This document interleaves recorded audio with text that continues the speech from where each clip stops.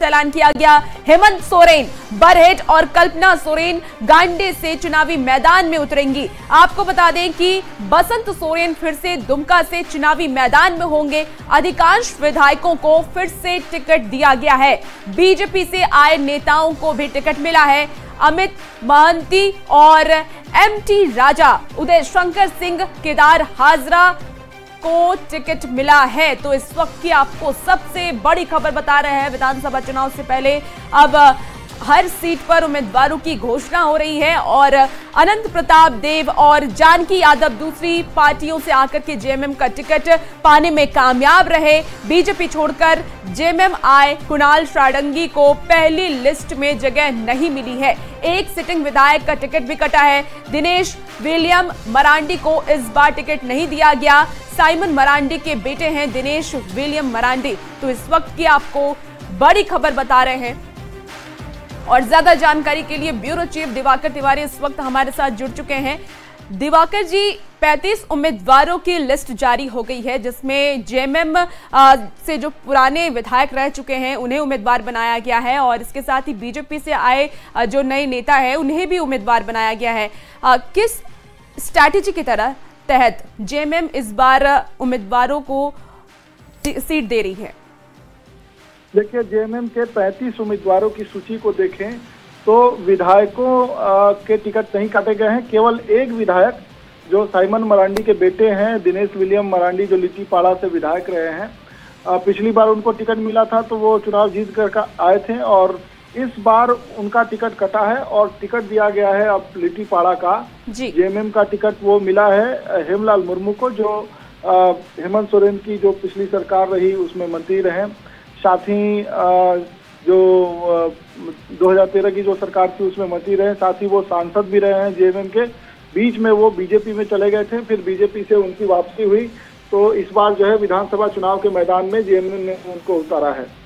खास बात यह है कि इसमें हेमंत सोरेन, कल्पना सोरेन और बसंत सोरेन, हेमंत सोरेन बरहेट से चुनाव लड़ रहे हैं, कल्पना सोरेन गांडे से लड़ रही हैं और बसंत सोरेन दुमका से चुनाव लड़ रहे हैं।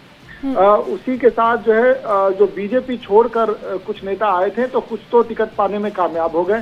केदार हाजरा को टिकट मिला है, लेकिन कुणाल षडंगी जो बहरागोड़ा सीट से चुनाव लड़ते रहे हैं, बहरागोड़ा पर एक बार फिर जेएमएम ने समीर मोहंती पर ही भरोसा दिखाया है।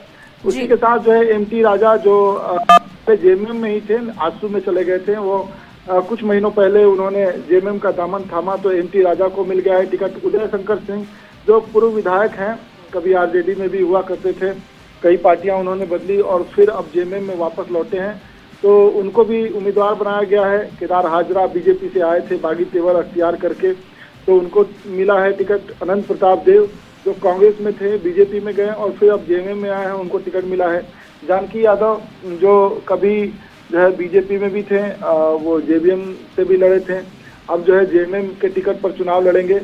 अमित महतो जो जायंट किलर माने जाते रहे, दिल्ली में उन्होंने सुदेश महतो को हराया था, जेएमएम के ही टिकट पर हराया था, फिर उसके बाद जो है वो जेएमएम छोड़ दिए थे, फिर जेएमएम में उनकी वापसी हुई तो फिर उनको टिकट मिल गया है। उमाकांत रजक जो आजसू से पूर्व विधायक थे तो आजसू छोड़कर आए तो उनको टिकट मिल गया। तो ये जो चेहरे हैं जो दूसरी पार्टियों से आए उनको अब टिकट मिल गया है। जेएमएम ने कुछ सीटों पर अभी उम्मीदवारों की घोषणा नहीं की है, ये संभावना जताई जा रही है। बिल्कुल दिवाकर जी, मैं आपसे ये सवाल करने वाली थी कि कुणाल षडंगी जो कि अभी जेएमएम में आए हैं बीजेपी से, क्या लगता है अगली लिस्ट में इन्हें जगह मिलेगी? देखिए, कुणाल षडंगी के पिता कभी जो है बीजेपी में हुआ करते थे और जब उनको बीजेपी से टिकट नहीं मिला था, जब वो राजनीति में पदार्पण कर रहे थे तो वो जेएमएम से टिकट पाकर और विधायक बन गए थे बहरागोड़ा। लेकिन 2019 चुनाव में उन्होंने जेएमएम छोड़ बीजेपी का दामन थामा, बीजेपी से उम्मीदवार बने और उधर जो है समीर दिवाकर जी, आप हमारे साथ बने रहिए, आपसे तमाम अपडेट और लेंगे, लेकिन इस वक्त अपने दर्शकों को हाई प्रोफाइल सीट और कहां से वो उम्मीदवार कौन उतारे गए हैं उसकी भी जानकारी दे दें। देखिए, बरहेट से हेमंत सोरेन, खुद सीएम हेमंत सोरेन उम्मीदवार हैं। गांडे से कल्पना सोरेन जो कि हेमंत सोरेन की पत्नी है वो उम्मीदवार है। इसके साथ ही दुमका की बात कर लें तो बसंत सोरेन हेमंत सोरेन के भाई हैं, वो उम्मीदवार बनाए गए हैं। शिकारीपाड़ा से आलोक सोरेन को उम्मीदवार बनाया गया है और नाला से रविंद्रनाथ महतो को उम्मीदवार बनाया गया है। हाई प्रोफाइल सीट की जानकारी एक एक करके आपको दे रहे हैं। मधुपुर से हफीजुल हसन को उम्मीदवार बनाया गया है और सारठ से उदय शंकर सिंह को उम्मीदवार बनाया गया। डुमरी की बात करें तो बेबी देवी उम्मीदवार है। यहां से टुंडी से जो उम्मीदवार की घोषणा की गई है वो है मथुरा महतो टुंडी से उम्मीदवार बनाए गए हैं और चंदन कियारी से उमाकांत रजक इन्हें उम्मीदवार बनाया गया है। इसके साथ ही उमाकांत रजक हाल ही में जेएमएम में शामिल हुए थे। बैरकगोड़ा की बात कर लें तो समीर मोहंती को उम्मीदवार बनाया गया है। जुगसलाई से मंगल कालिंदी को उम्मीदवार बनाया गया है। गिरिडीह से सुदिव्य कुमार को उम्मीदवार बनाया गया है। इसके साथ ही पोटका से संजीव सरदार को उम्मीदवार बनाया गया है। तो लगातार जेएमएम के जो उम्मीदवार हैं वो ये बताए जा रहे हैं कि ज्यादातर सिटिंग विधायकों के ही उम्मीदवारी इस बार फिर से दी गई है उन्हें। घाटशिला की बात कर लीजिए तो रामदास सोरेन को इस बार उम्मीदवार बनाया गया है। चाईबासा से दीपक बेरवा को और मनोहरपुर से जगत मांझी को इस बार जेएमएम की तरफ से टिकट दी गई है।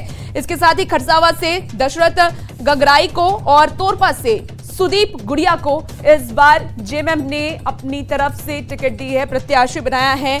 और तमाड़ की अगर हम बात कर लें तो विकास मुंडा, गुमला की बात कर लें तो भूषण तिर्की, लातेहार से बैद्यनाथ राम, गढ़वा से मिथिलेश ठाकुर और जमुआ से केदार हाजरा को टिकट दी गई है। ये जो लगातार जो लिस्ट जारी हुई है जेएमएम की तरफ से उसकी एक एक करके जानकारी आपको दे रहे हैं। सिमरिया की बात कर लें तो मनोज चंद्रा, भवनाथपुर से अनंत प्रताप देव, सिल्ली से अमित महतो और बरकट्टा से जो उम्मीदवारी पेश कर रहे हैं वो हैं जानकी यादव। इसके साथ ही धनवार की बात कर लें तो निजामुद्दीन अंसारी को टिकट दिया गया है। हमारे साथ दिवाकर तिवारी इस वक्त जुड़े हुए हैं। दिवाकर जी देखिए, अलग अलग नामों की घोषणा हो चुकी है। ऐसे में कुछ हाई प्रोफाइल सीट हैं जैसे जामताड़ा की अगर हम बात कर लें या फिर सरायकेला की बात कर लें और जामा की बात कर लें या फिर रांची की बात कर लें। फिलहाल इन सीटों से उम्मीदवार अभी जेएमएम की तरफ से घोषित नहीं किए गए हैं। ऐसे में क्या लगता है कोई नए नाम इस बार जेएमएम की तरफ से सामने आ सकते हैं इन सीटों पर?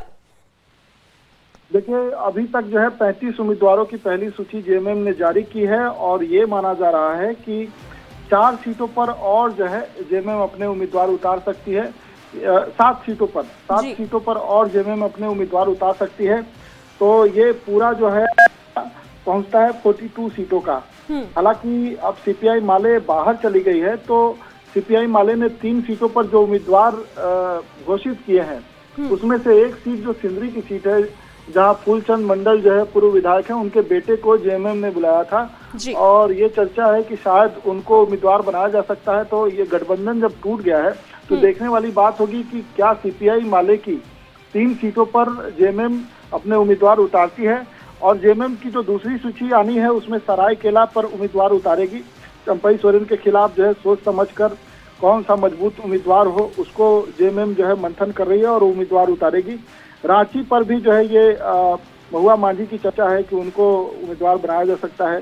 बिशुनपुर में अब देखना होगा कि जो चमरा लिंडा बागी तेवर अख्तियार किए थे उनको निलंबित किया गया था तो उनको मौका दिया जाता है कि नहीं दिया जाता है।